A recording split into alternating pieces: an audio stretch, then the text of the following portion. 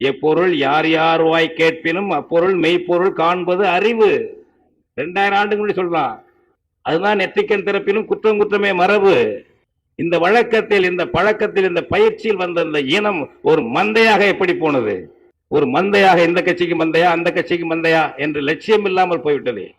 இலக்கு இல்லாத ஒரு சமூகம் கண்ட கண்ட இடங்களுக்கு போய் சீரழியும். தமிழர்களுக்கு முன்னால் இப்பொழுது ஒரு பெரிய லட்சியம் என்ன இருக்கிறது?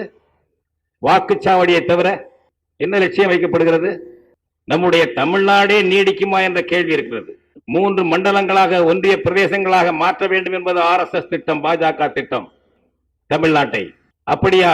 அப்படி என்றால் எங்களுக்கு 3 முதல் மந்திரிகள் கிடைக்கும் என்பார்கள் இவர்கள், இன்றைக்குள்ள கட்சிக்காரர்கள்.